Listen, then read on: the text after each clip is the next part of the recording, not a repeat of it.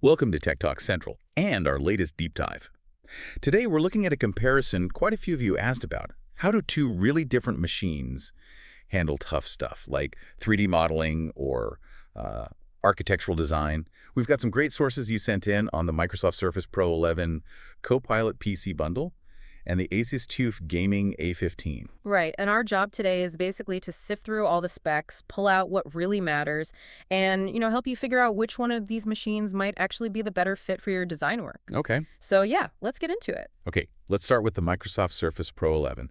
Now, a 13-inch tablet for serious 3D work seems a bit unusual, perhaps. Yeah, it does on the surface, maybe, but what makes it interesting for designers, according to the sources, isn't just that it's super light, under 2 pounds. It's how that portability works with the tablet form factor. Makes it really versatile. Think about architects or artists needing to sketch ideas right there with the client or make quick changes on site. Okay, I see that. And the power. Well, it's running a Snapdragon X Plus, a 10-core chip.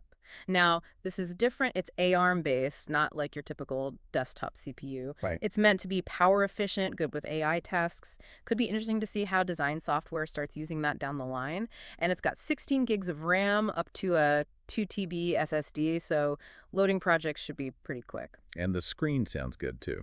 13-inch pixel sense flow, 2880 by 1920 resolution. Yeah. And 120 hertz dynamic refresh rate.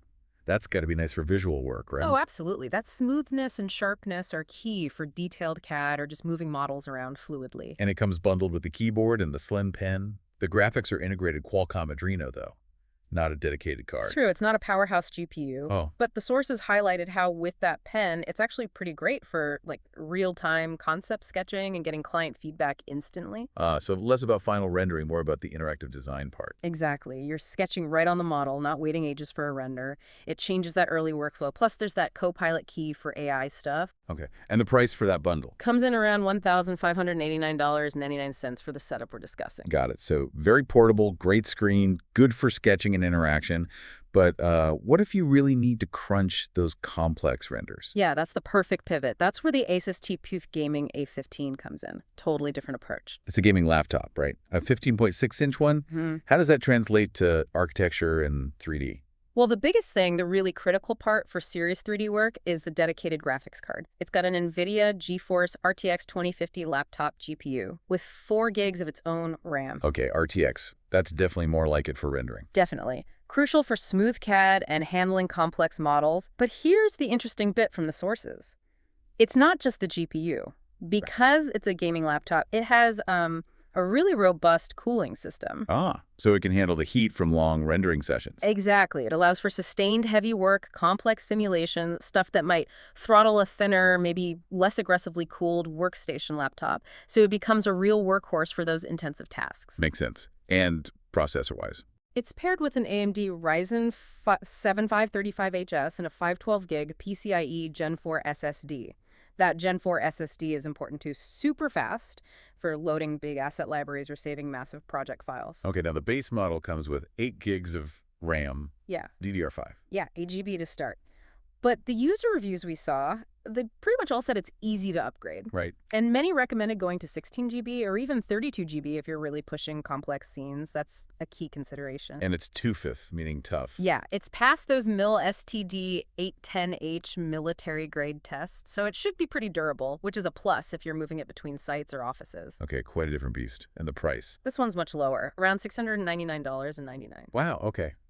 Big difference. Any downsides mentioned? Yeah, users pointed out it can run hot, which isn't surprising under load, and battery life isn't its strong suit, especially if you're trying to game on it, but probably also during heavy rendering. Right, so it's less portable in practice, more of a plug-in powerhouse. Pretty much sums it up. Okay, so this brings us to the big question then. For someone doing 3D modeling or architecture, which way should they lean? Well, it really depends on your workflow, doesn't it? Yeah. If you value being able to sketch anywhere, present easily to clients, you need that high-res touchscreen for detailed work, maybe do more conceptual stuff on the go. Then the Surface Pro 11, despite the integrated graphics, looks really appealing. It's built for that kind of precision, that versatility, especially early on or when interacting with clients. But if your day-to-day involves a lot of heavy rendering, complex simulations, and you just need raw, sustained graphics power, Then the ASUS TUF A15 with that dedicated RTX card, especially if you bump up the RAM, seems like a really strong option. It's more of that stationary workhorse, Hmm. built for the heavy compute tasks where portability maybe isn't the absolute top priority. So interesting trade-offs. You've got the ultra-portable design studio versus the more budget-friendly rendering engine. Exactly. Two powerful tools, but designed for pretty different aspects of the creative process. The key really is figuring out which part of that process dominates your needs. Couldn't have said it better. Match the tool to your specific creative demands. Well, we hope this deep dive helped clarify things a bit. And hey, if you want to check out the latest prices and deals on either of these machines, definitely look at the links in the description below. Yeah, prices can change, so it's always good to check. And please, don't forget to subscribe to Tech Talk Central for more deep dives into the tech that you care about.